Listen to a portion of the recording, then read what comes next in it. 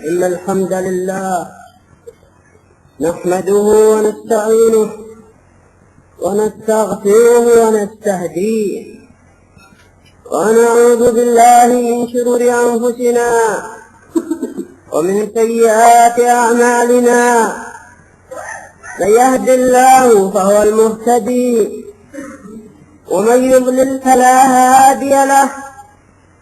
وأشهد أن لا إله إلا الله وحده لا شريك له، وأشهد أن محمدا عبده ورسوله.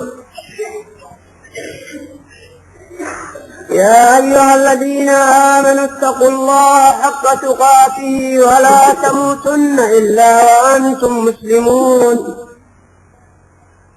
يا أيها الناس اتقوا ربكم الذي خلقكم من نفس واحدة وخلق منها زوجها وبث منهما رجالا كثيرا ونساء، واتقوا الله الذي تساءلون به والأرحام إن الله كان عليكم رقيبا.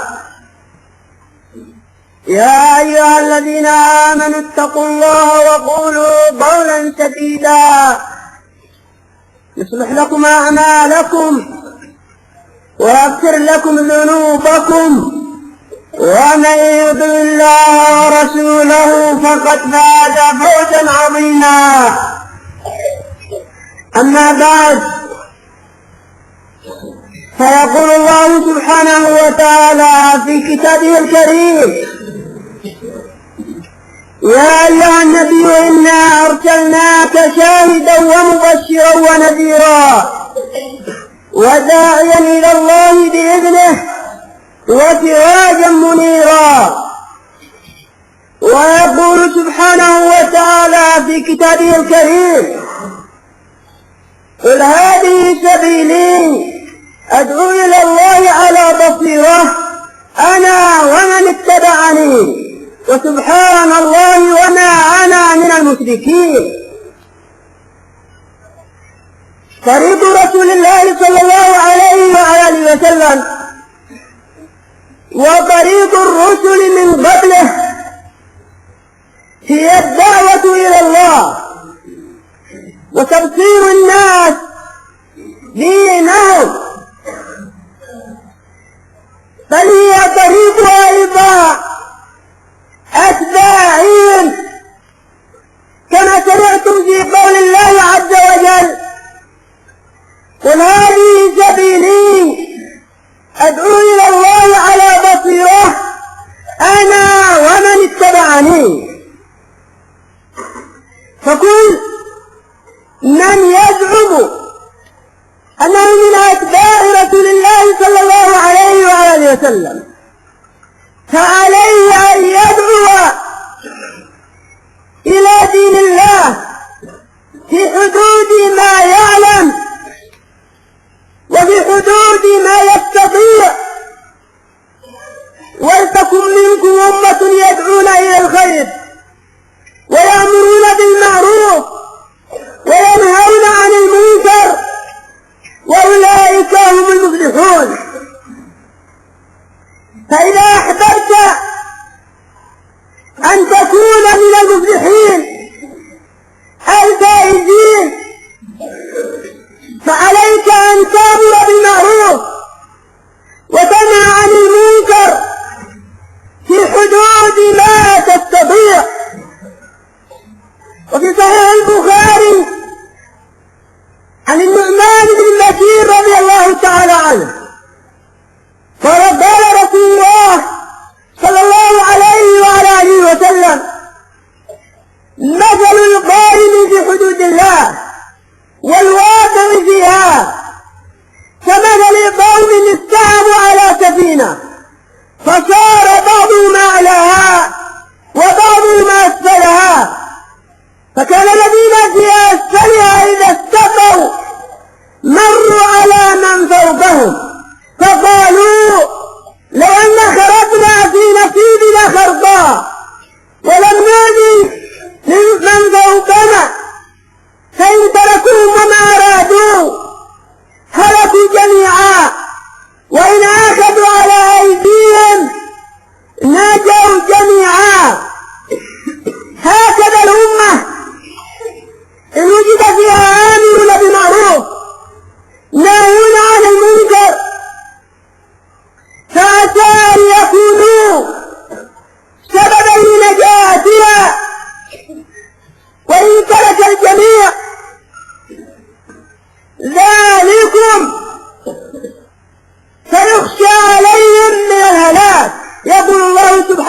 وتعالى في كتابه الكريم: واتقوا فتنة لا تصيبن الذين ظلموا منكم خاصة.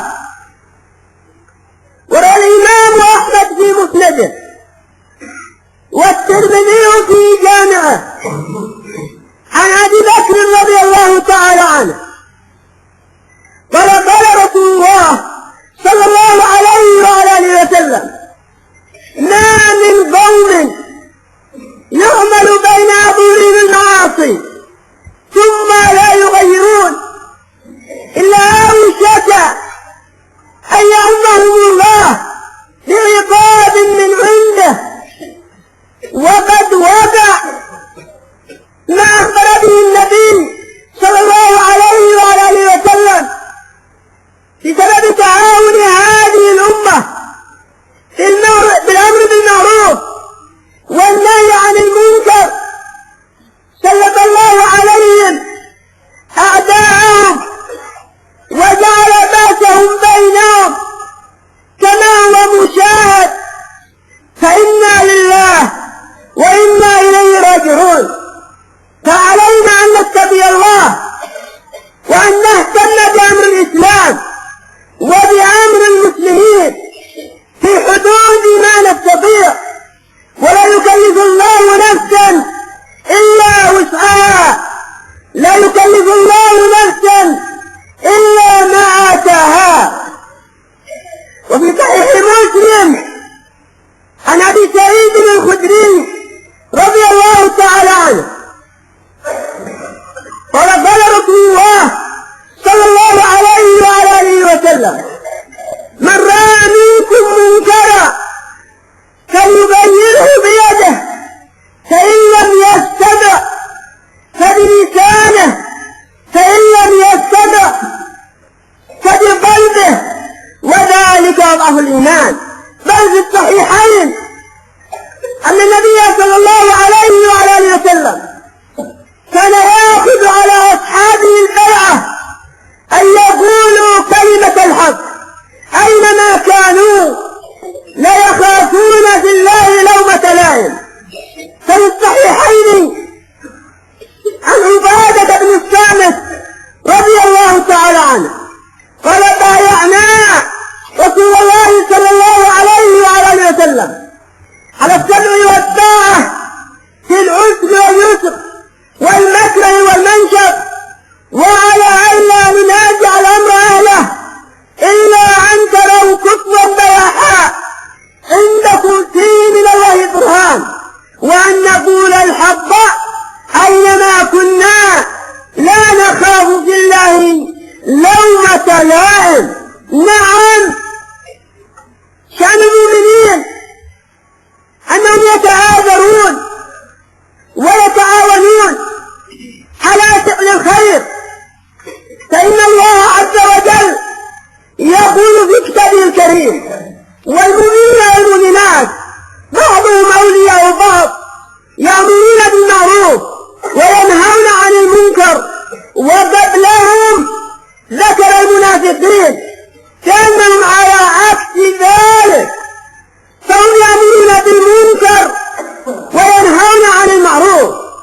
على المؤمنين في جميع البلاد الإسلامية أن يكونوا كما قال الله سبحانه وتعالى: والمؤمنين والمؤمنات بعضهم أولياء بعض، أن يكونوا أولياء بعضهم لبعض.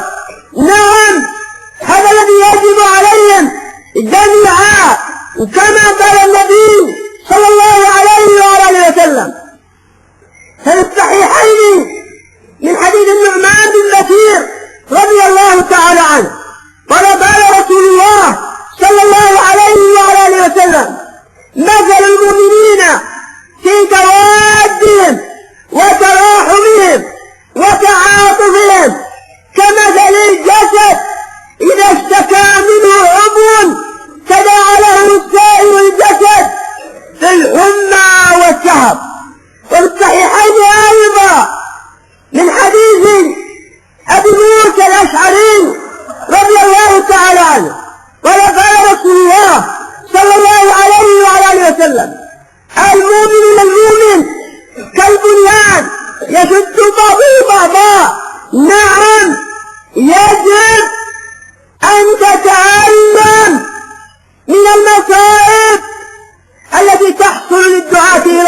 الجزائر. يجب أن تتعلم من المصائب التي تحصل للدعاة إلى الله بنصر. يجب أن تتعلم من المصائب التي تحصل للدعاة إلى الله في أرض الحرمين ونجد. يجب أن تتعلم من المصائب التي تحصل للدعاة إلى الله في أي بلد. المسلم أخو المسلم لا يظلمه ولا يحجره ولا يسلمه.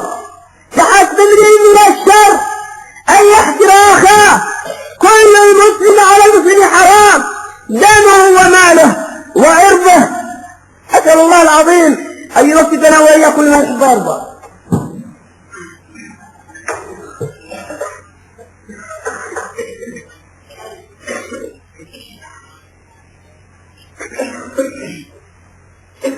الحمد لله،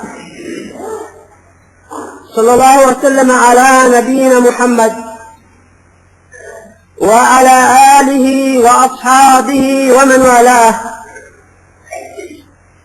وأشهد أن لا إله إلا الله وحده لا شريك له، وأشهد أن محمدا عبده ورسوله. أما بعد، فقد روى البخاري ومسلم في صحيحيهما عن معاوية والمغيرة بن شعبة والمعنى متقارب، أن النبي صلى الله عليه وعلى آله وسلم قال: لا تزال طائفة من أمتي على الحق ظاهرين، لا يضرهم من خالفهم ولا من خذلهم حتى يأتي أمر الله وهم على ذلك.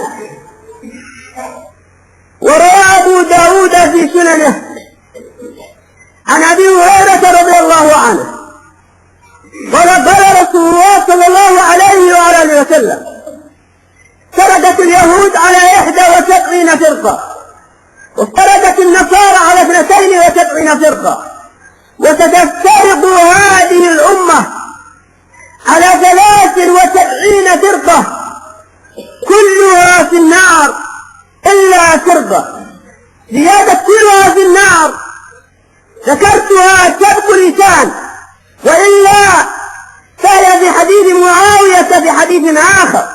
وأما حديث أبي هريرة فليس فيها هذه الزيادة.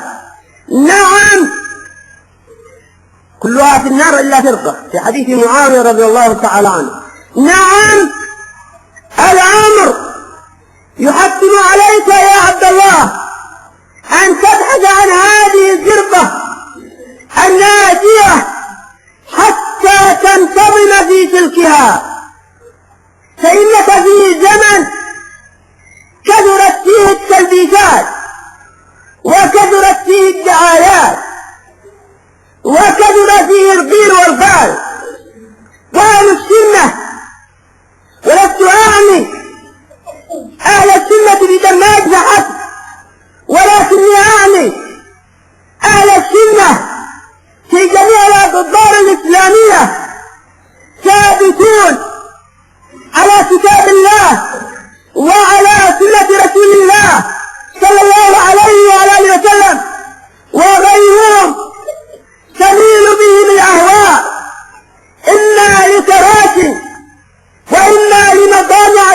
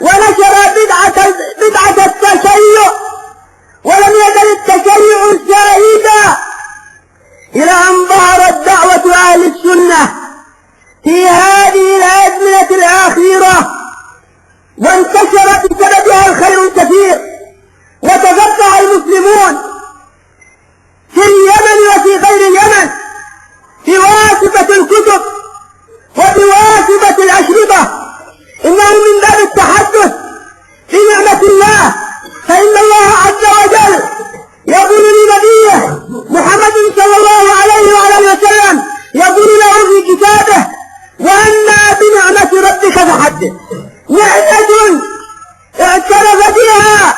نعمة اعترف بها النجدين والمصريين والجزائريين والسودانيين والامريكيين والبلجيكيين، فالجميع الأقطار الإسلامية يغبطون على هذه البلد على الخير الذي وصل إليهم، ويتمنوا أن يأتوا لطلب العلم.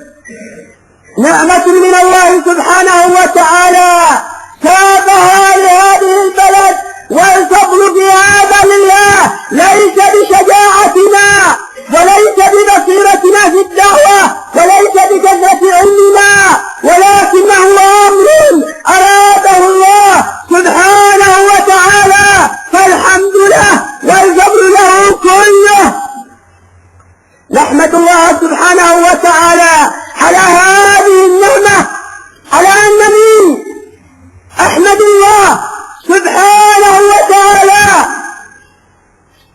فأهل الناس يعرفون قدر هذه النعمة ويستبدلون الغرباء، نعم، ويوسعون صدورهم لهم ويحمونهم من أعداء الدعوة ومن أعداء السنة، إلا من أعمى الله بصيرته، وهو ليس بشيء كما يقال، لا في العير ولا في النفير، من سبيل الدين. وأقولها جزاهم الله خيرا على استقبال الوافدين إليهم وعلى حمايتهم. نعم، إنه يعتبر شرفا لهم وفخرا لهم، ويعتبر أيضا أجرا بإذن الله عز وجل. فماذا عملت الدعوة؟ نشرت السنن وفتحت الناس في دين الله، وبصرت الناس بدينهم، بصرت الناس بدينهم، فأصبحوا متفقهين. فرب آمين ما كان يقرأ ولا يكتب، أصبح بحمد الله يهز المنابر. نعم، ورب بعدي قد هداه الله عن بعديته وشدد البطاقة المعصية، وهكذا شيوعي وهكذا أيضا ناصرين إلى غير ذلكم. صارت دعوة أهل السنة سببا لهدايتهم، لأنهم ما يقولون للناس: لا تسجلوا مع كذا وكذا وتسجلون معنا. لا، نحن لا ندعو أحدا إلى أن يسجل معنا، ندعو الناس إلى كتاب الله وإلى سنة رسول الله. وهذه الحزبيات التي ابتلى الله بها اليمن، نخشى أن تصير بلدنا مثل لبنان. نخشى، نحن كافرون بالحزبيات كلها، فليبلغ الشاهد الغائب. حتى حزب الإصلاح وهو حزب مسلم، حتى المؤتمر الشعبي، حتى كلها ندعو إلى كتاب الله وإلى سنة رسول الله صلى الله عليه وآله وسلم، ونقول للمسلمين: كونوا إخوانا كما أراد الله منكم، إنما المؤمنون إخوة. يا أيها الذين آمنوا لا يسخر قوم من قوم حتى أن يكونوا خيرا منهم، واعتصموا بحبل الله جميعا ولا تفرقوا. الظهور يصدر واعتصموا بحبل الله جميعا ولا تفرقوا. الإخوان المسلمون يحتجبوا واعتصموا بحبل الله جميعا ولا تفرقوا. كل طائفة تصدر هذه الآية ومعناها تعالوا معنا. أما نحن نقول للناس لا تأتوا معنا وليس معنا ما ننفق عليكم، نقول لهم تمسكوا بكتاب الله وبسنة رسول الله صلى الله عليه وعلى وسلم، وجنبوا بلدكم الخراب والدمار. وهنا أمر أريد أن أنفس عن إخواننا أهل السنة حفظهم الله، فإن الاتصالات تأتي من بلاد شتى من أجل ما شاء الله كيف ينتشر الأمر في أسرع وقت. أقول لكم يا أهل السنة كونوا مطمئنين على إخوانكم بترنات، فلم يحدث إلا أن كثيرا من السفهاء ظفر بشيء من البوطة، ما جوبته أصابت شيئا من البوطة ولم يحصل أي تغيير بحمد الله عز وجل. كونوا مطمئنين، فالدعوة بحمد الله على خير، وخاب وخسر الباغين. ماذا يريد منا؟ أيريد أن نكون شيوعيين؟ أيريد أن نكون بحثيين؟ أيريد أن نكون ناصريين؟ أيريد أن نكون شيعة؟ لا لا، الموت عندنا أهون من ذلك. والله وبالله إني أسأل الله بالسجود أن يرزقني الشهادة في سبيله، فلا يظنون أنهم يخوفون بهذا. نسأل الله أن يرزقنا الشهادة في سبيله، وآخر دعوانا أن الحمد لله رب العالمين. الرحمن الرحيم. نعم. طيب. بسم الله الرحمن الرحيم. الحمد لله، صلى الله وسلم على نبينا محمد وعلى آله وأصحابه ومن والاه، وأشهد أن لا إله إلا الله وحده لا شريك له، وأشهد أن محمدا عبده ورسوله. أما بعد، فيقول الله سبحانه وتعالى في كتابه الكريم: يا أيها الذين آمنوا استعينوا بالصبر والصلاة إن الله مع الصابرين، ولا تقولوا لمن يقتل في سبيل الله أموات بل أحياء ولكن لا تشعرون. ولنبلونكم بشيء من الخوف والجوع ونقص من الأموال والأنفس والثمرات وبشر الصابرين الذين إذا أصابتهم مصيبة قالوا إنا لله وإنا إليه راجعون. نعم، عمر بن الخطاب رضي الله تعالى عنه يقول عند أن تلا هؤلاء الآيات قال: نعم العدلان ونعمة العلاوة. نعم العدلان أولئك عليهم صلاة من ربهم عدل ورحمة عدل، وأولئك هم المهتدون. وقال سبحانه وتعالى في كتابه الكريم: وجعلنا منهم أئمة يهدون بأمرنا لما صبروا وكانوا بآياتنا يوقنون. نعم، الأمر أنه لا بد من صبر واحتساب، فإذا صبر العابد انقلبت المصائب نورا له، كما يقول النبي صلى الله عليه وعلى وسلم: والصبر ضياء. الصبر يعتبر نورا لك أيها المسلم.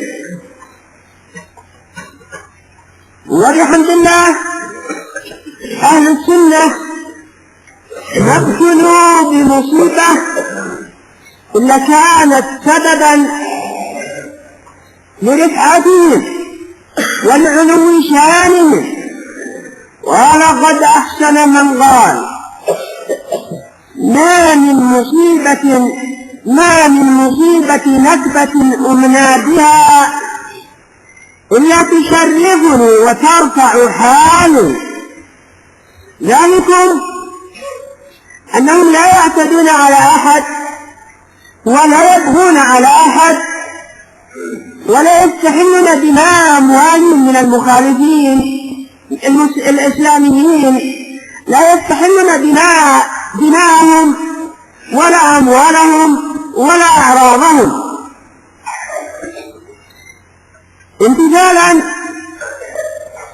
لقول رسول الله صلى الله عليه وعلى آله وسلم: إن دماءكم وأموالكم وأعراضكم عليكم حرام كحرمة يومكم هذا في شهركم هذا في بلدكم هذا. ثم أيضا هم لا ينافسون أهل الكراسي على كراسيهم، كما تقدم غير مرة أن قلنا إن كراسيكم لا تساوي عندنا البعض وليس لها قيمة. العلم أرفع. يقول الله سبحانه وتعالى في كتابه الكريم: يرفع الله الذين آمنوا منكم والذين أوتوا العلم درجات. الدعوة إلى الله أرفع من كراسيكم. يقول الله سبحانه وتعالى في كتابه الكريم: ومن أحسن قولا ممن دعا إلى الله وعمل صالحا وقال إنني من المسلمين. فبحمد الله منذ بدأت الدعوة ما ابتليت بنكبة ومصيبة إلا صارت رفعة لها، ونزلت من قلوب المسلمين منزلة عظيمة، والفضل هذا لله عز وجل، لأنهم يعلمون صدق أهلها ولا نزكي على الله أحدا. نعم، فذلكم الحادث الذي حدث من تلكم العصابة اللئيمة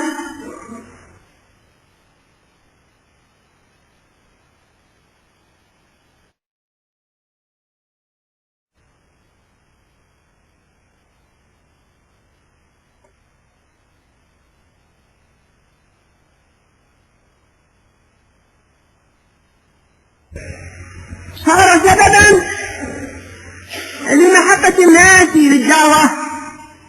ومن فضل الله أتت الرسل من قبل مشايخ القبائل ومن قبل غيرهم أنهم حرمهم الله تعالى مستعدون للفراسة وللترتيب وإلى غير ذلكم، لكن من فضل ربي ونسأل الله سبحانه وتعالى أن يجزيهم خيرا، من فضل ربي أن إخواننا في الله حفظهم الله وهكذا أهل البلد قائمون بالواجب، فنحن نقول لهم جزاكم الله خيرا، وما أتى تلكم العصابة إلا في غرة. العصابة اللئيمة التي أفزعت الصبيان وأفزعت النساء صحيح يا أخواننا، وأفزعت النائمين. لماذا؟ النبي صلى الله عليه وآله وسلم يقول: لا يزال المؤمن في فسحة من دينه ما لم يصب دما حراما. وأولئكم اللعناء ماذا؟ أطفال ونساء وطلبة العلم. فكان الواجب إذا كانوا يريدون سوءا أن يتخطوهم إلى من يعرفون، ولكن من فضل ربي أن أهل السنة يقولون والله لو حدث أمر أن نضاربه ولو على بطن امرأته ولو خرج من اليمن. أتظن المسألة هكذا فوضى؟ من اشترى لباد وقد يجربها في المسلمين؟ لا، من فضل الله. ما المسألة ليست المسألة فوضى، من فضل الله. وهذه الحزبيات لا جزا الله خيرا من كان سببا في وجودها في اليمن من زمن قديم. ونحن نقول يا إخواننا لا نريد الوحدة مع الأقدام الشيوعيين من زمن قديم، ونحن نقول يا إخواننا ما نريد الوحدة مع الأقدام الشيوعيين. نحن نتوقع منهم شرا، والمسلمون يتوقعون منهم شرا. قد نسيتم ما سمموا المياه؟ سمموا المياه في المناطق الوسطى في غيرها.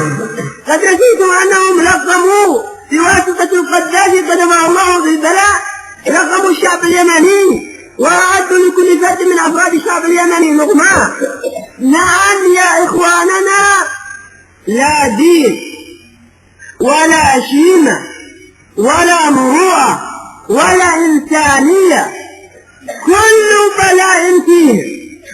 كل بلاء فيهم فماذا؟ لكنهم بحمد الله خاسرون. الشعب اليمني سيشربهم بآذانهم. لا يظن الظان، لا يظن أنه ماذا انتشرت له في الحديد والنار استطاع يسيطر على إخواننا العدنيين وعلى إخواننا الحضرميين والبيحانيين، استطاع بالحديد والنار. فلما تدهورت روسيا تريد يا أيها المخذول أن تقيم لك دولة في صعدة، تريد أن تقيم لك دولة في صنعاء، تريد أن تقيم لك دولة في البيضاء، تريد أن تقيم لك دولة في مآرب، تريد أن تقيم لك دولة في عدن أيضا. عدن قد قدرك العدنيون، واجب عليهم عظيم أن يخرجوا إلى أصحابنا المغفلين. نعم، يخرجوا إلى أصحابنا المغفلين ويبين لهم أضرار الشيوعية وأضرار الاشتراكية، وأنها خوف مزعج وفقر مدفع. نطلب إخواننا العدنيين أن ينجدوا إخوانهم أصحاب الشمة وماذا والتخزينة. إذا شمة ممكن أن يبيع الدين بشمة وتخزينة. نعم يا إخواننا، خرجوا إلى هؤلاء المغفلين وقولوا لهم الشيوعية قد تدهورت في روسيا، والبعثية قد تدهورت في العراق، والناصرية قد تدهورت في مصر. ما بقي معكم ما أنتم إلا كما يقولون ماذا؟ كما يقولون أنتم ماسكون بذيل التبوك. يقولون الشيوعيين اليمنيين والبعثيين اليمنيين والناصريين اليمنيين، قولوا لهم أنتم ماسكون بذيل التبوك. ما بقي شيوعية ولا بعثية ولا ناصرية، قد ماتت في أوتارها. لا بقي إلا كتاب وسنة. الإيمان ينال، والحكمة ينال، والفقه ينال، كما أخبر النبي صلى الله عليه وآله وسلم. نعم، فالأمر معشر الإخوة خطير. يجب علينا أن نتقي الله سبحانه وتعالى، وجبوا على الوزارات ووجبوا على مجلس النواب ومسؤولون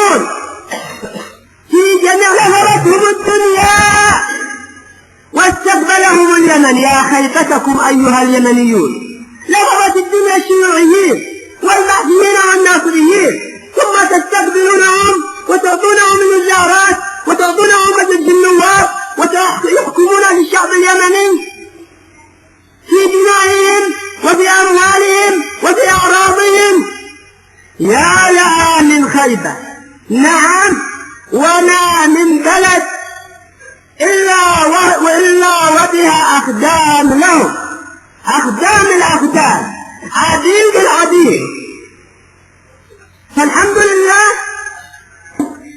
الذي سيقضي عليهم هي السنة، ليست الحكومة وليس الإخوان المفلسون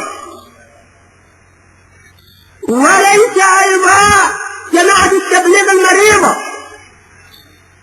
الذي سيقضي عليهم بإذن الله تعالى هي سنة رسول الله، وليس أصحاب الجمعيات التي يتأكلون بها وجعلوها أمام الناس هكذا ليتأكلوا بها. الذي سيقضي عليهم هم أهل سنة رسول الله. من أجل هذا فهم يشعرون بالخطأ، فبحمد الله نبشر إخواننا أهل السنة أنه لم يحدث ما يكرهون من فضل ربي، لم يحدث ما يكرهون. وإن كان فعل ذلكم أو ذلكم الفعل لا يصدر إلا من لؤماء. نعم، كل أحد يستطيع أن يأتي في آخر الليل ويرمي ويهرب. يمكن عجوز تستطيع أن تأتي وترمي وتهرب وهكذا. فالحمد لله من فضل الله السنة قائمة والدعوة قائمة على أحسن ما يرام، والفضل في هذا لله سبحانه وتعالى، على أننا لسنا دعاة فتنة، فنحن بحمد الله نرى أن الدعوة أضر على الشيوعيين من أن نواجههم بالمدافع والرشاشات.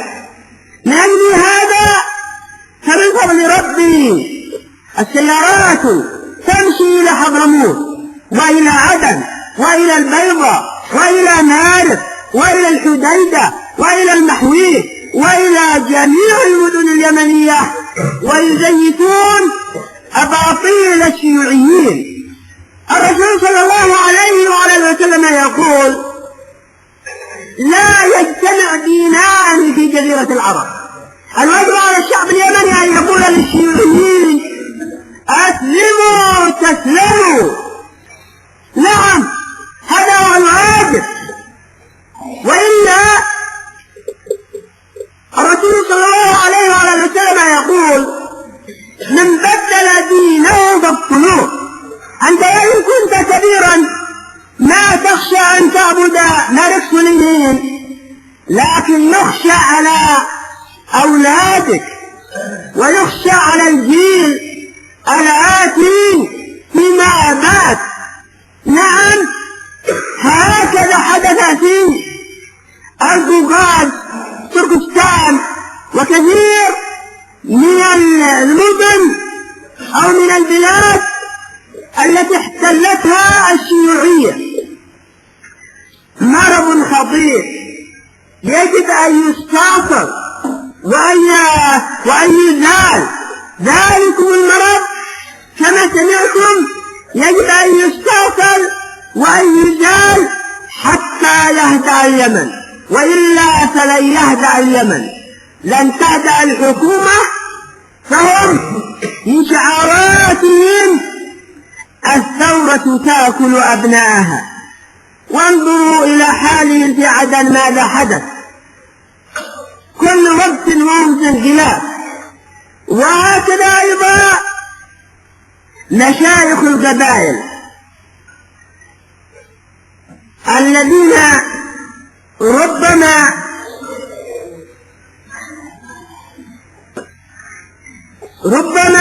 غروا في بلال زهيد ليست نجمة تجعلك تقول أنا تعطي، أنا اشتراكي. نعم، تغض الطرف أيضا عن الأعمال التي تقوم بها الحكومة من مخالفات كتاب الله وسنة رسول الله صلى الله عليه وآله وسلم. ولسنا ندعو إلى إثارة فتنة، ولسنا مع من يريد إثارة الفتنة، لكن الباطل يجب أن يزال. ومثل كلمة خبيثة كشجرة خبيثة اجتثت من فوق الأرض ما لها من ضرار. نعم، ينبغي ماذا؟ أن يزال الباطل من على الأرض حتى يهدأ المجتمع. وفق الله الجميع لما يحب ويرضى. يقول أهل السنة هل هم جماعة مستقلة أم هم من المسلمين؟ أهل السنة يعتبرون رأس المسلمين، لأنهم يتمسكون بكتاب الله وبسنة رسول الله صلى الله عليه وآله وسلم. أما هل هم جماعة مستقلة فهم يبغضون الحزبية وهم من جماعة المسلمين، ليسوا جماعة مستقلة. نعم، المسلم أخو المسلم لا يظلمه ولا يخذله ولا يحقره، بخلاف الحزبيين وبخلاف أصحاب الجمعيات التي يقصد منها التأكل. هؤلاء أنشئت لأجل التحزب. أما أهل السنة فإنهم يحسون بأنفسهم بأنهم جزء من المجتمع الإسلامي. المسلم أخو المسلم لا يظلمه ولا يحقره ولا يخذله. وبعد ذلك أيضا ليس لهم دفتر من التحق بهم سجلوا اسمه وحاسبوه على أعماله، بل هي دعوة إلى كتاب الله إلى سنة رسول الله.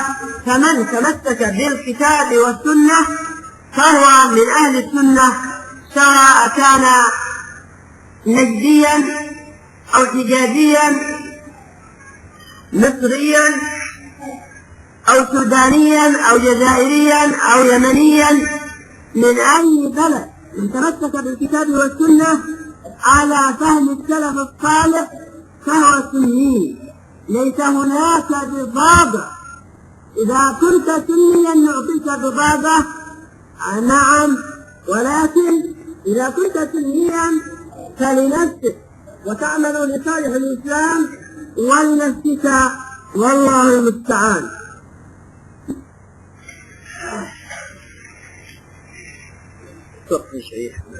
ما معنى السياسة في اللغة؟ السياسة في اللغة حسن التدبير، ومنه حسن تدبير الملوك لرعاياهم. أما السياسة الشرعية فهي حسن تدبير المجتمع على ضوء الكتاب والسنة. والسياسة جزء من الدين، وقد روى البخاري ومسلم في صحيحيهما عن أبي هريرة رضي الله عنه قال رسول الله صلى الله عليه وعلى آله وسلم: إن أنبياء بني إسرائيل إذا هلك نبي خلفه نبي. أن أنبياء بني إسرائيل كان يسوسون أممهم، إذا هلك نبي خلفه نبي، وإنه لا نبي بعدي، وإنه سيأتي بعدي خلفاء فيقتلون. قالوا: فما تأمرون يا رسول الله؟ قال: ببيعة الأول في الأول، أو بهذا المعنى. والسياسة تنقسم إلى 3 أقسام: سياسة شرعية وهي سياسة الأمراء والملوك والسلاطين والرؤساء شعوبهم على ضوء الكتاب والسنة. هذه سياسة شرعية.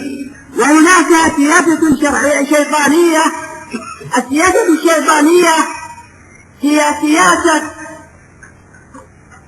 الكذب والخداع الذي هو موجود في هذا الزمن، فهي سياسة كذب وخداع، نعم، وسياسة مباحة، وهي سياسة الملوك والرؤساء شعوبهم أي حسن الرعاية بما لا يتنافى مع الشرع، فهذه أيضا سياسة مباحة والله المستعان.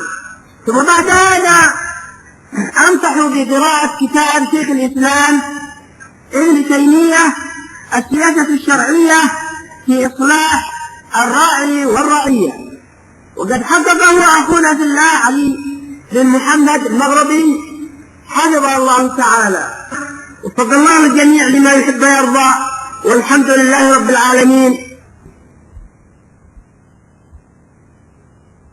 أيها الأخوة، حيث بقي في الشريط المتسع فيسرنا إكماله بهذه المادة. صلى الله وسلم على نبينا محمد وعلى آله وأصحابه أجمعين،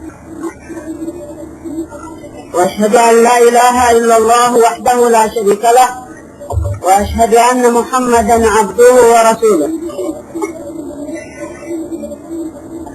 أما بعد، فهذه أسئلة من بعض إخواننا في الله قدمها ليستفيد منها طلبة العلم وغير طلبة العلم إن شاء الله تعالى. قال حفظه الله تعالى: السؤال الأول: من هم أهل الحديث؟ وما هو منهجهم في الجرح والتعديل؟ وهل يوجد عندهم محاباة لآبائهم ومشايخهم وأهل بلدهم، سواء كانوا من المتقدمين أو من المتأخرين؟ أهل الحديث هم الذين يشتغلون بخدمة حديث رسول الله صلى الله عليه وعلى آله وسلم. والشخص قد يكون محدثا ويكون سنيا.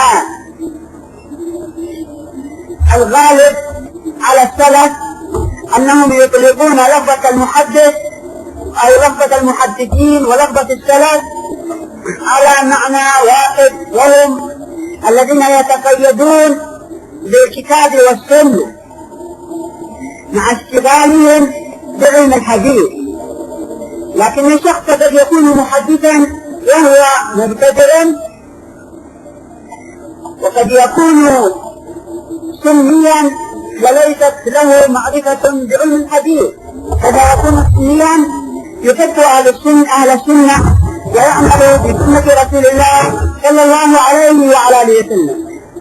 وأهل الحديث دعا لهم النبي صلى الله عليه وعلى آله وسلم بقوله: كما في السنن وفي مسند الإمام أحمد من حديث زيد بن ثابت وحديث عبد الله بن مسعود وجماعة من الصحابة، بل أفرده الشيخ عبد المحسن العباد بتعليق فجزاه الله خيرا. الحديث الذي دعا لهم النبي صلى الله عليه وعلى آله وسلم فيه: نصر الله امرأ سمع مقالتي فوعاها ثم أداها كما سمعها. فهذا دعاء من النبي صلى الله عليه وعلى آله وسلم للمحدثين بنظارة الوجوه، أي أن الله يجعل وجوههم ذات بهجة حسنة وذا منظر ذوي بهجة حسنة وذوي منظر حسن، وهم يدخلون في قوله صلى الله عليه وعلى وسلم، وهو المتفق عليه من حديث معاوية والمغيرة بن شعبة، والمعنى متقارب، أن النبي صلى الله عليه وعلى وسلم قال: لا تزال طائفة من أمتي على الحق ظاهرين لا يضرهم من خالفهم ولا من خذلهم حتى يأتيهم أمر الله وهم على ذلك. وداخلون أيضا دخولا أوليات في الفرقة الناجية التي عناها ما رواه أبو داود في سننه من طريق محمد بن عمرو بن علقمة عن أبي سلمة عن أبي هريرة أن النبي صلى الله عليه وعلى وسلم قال: افترقت اليهود على 71 فرقة، وافترقت النصارى على 72 فرقة، وستفترق هذه الأمة على 73 فرقة كلها في النار إلا فرقة. أهل الحديث طيبهم الله سبحانه وتعالى لخدمة دينه، فما خدم أحد من المسلمين الإسلام مثل ما خدمه المحدثون، فإنهم قاموا بخدمة عظيمة طيبهم الله سبحانه وتعالى لهذا الأمر، وقد أثنى عليهم سلفنا حتى قال: طيب الظن أنه أبو ذرة إذا رأيت رجلا يتكلم في أصحاب الحديث فاعلم أنه مبتدع، أو بهذا المعنى. وقال الإمام أحمد رحمه الله تعالى: قيل له إن فلانا يتكلم في أهل الحديث، فقام ينظر جوبه كما في مقدمة علوم الحديث الحاكم، معرفة علوم الحديث الحاكم، قام ينظر جوبه ويقول: زنديق زنديق زنديق. وهم المدافعين عن شرع الله، فقد أورد المعتزلة شبهات أورد المعتزلة شبهات أوردوها، فتصدى المحدثون لدفع تلكم الشبهات، من أولهم الإمام الشافعي في كتابه مختلف الحديث، ثم بعده ابن قتيبة في كتابه تأويل مختلف الحديث، وهكذا أيضا عصريه الطحاوي في كتابه مشكل الآثار. كل هذا تعتبر خدمة لدين الله، فإن المعتزلة أرادوا أن يشككوا في ماذا؟ أرادوا أن يشككوا في ديننا، فقام المحدثون جزاهم الله خيرا بدفع تلكم الشبهات على أحسن وجه، ولا يبغضهم شخص فيه خير. ولقد أحسن الحافظ السوري إذ يقول: قل لمن عاند الحديث وأضحى عائبا أهله ومن يدعيه، أبعلم تقول هذا أدلي أم بجهل فالجهل خلق السفيه، أيعاب الذين هم حفظوا الدين من الترهات والتمويه، وإلى قولهم وما قد رووه راجع كل عالم وفقيه. ويقول الصنعاني رحمه الله تعالى في ديوانه في قصيدته التي أرسلها إلى الشيخ محمد ابن عبد الوهاب رحمه الله تعالى، يقول: سلام على أهل الحديث فإنني نشأت على حب الأحاديث من مهدي، هم بذلوا في حفظ سنة أحمد وتنبيهها من جهدهم عقارة الجهد، وأعرضهم أسلاف سنة أحمد، أولئك في بيت القصيد هم قسطي، أولئك أمثال البخاري ومسلم وأحمد أهل الجد في العلم والجد، كفار وحاشاهم عن الجذر إنما لهم مدد يأتي من الله بالمد، رووا ارتووا من بحر علم محمد، وليست لهم تلك المذاهب من ورد، كفاهم كتاب الله والسنة التي تفتق لهم صحب الرسول ذوى المجد. أنتم وأهدى أم صحابة أحمد وأهل الكساء هيهات مشوا كالورد، أولئك أهدى في الطريقة منكم فهم قدوتي حتى أوسد في لحدي.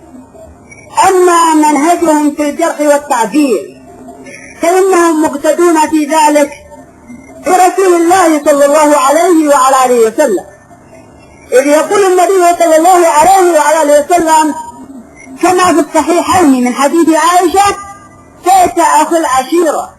فلما دخل إليه الرجل على نمه قالت عائشة: يا رسول الله كيف ما قلت؟ فلما دخل الرجل على انتله قال: يا عائشة إن شر الناس من تركه الناس لفحش. وما قاله النبي صلى الله عليه وعلى آله وسلم كما في الصحيح: ما أظن فلانا وفلانا يعرفان من ديننا شيئا. وما أنكر النبي صلى الله عليه وعلى آله وسلم امرأة أبي سفيان إذ تقول: يا رسول الله إن أبا سفيان رجل شحيح لا يعطيني ما يكفيني، فهل آخذ يا رسول الله من ماله؟ فأبرها النبي صلى الله عليه وعلى وسلم قال: خذي من ماله بالمعروف، خذي ما يكفيك بالمعروف. هكذا معشر الإخوة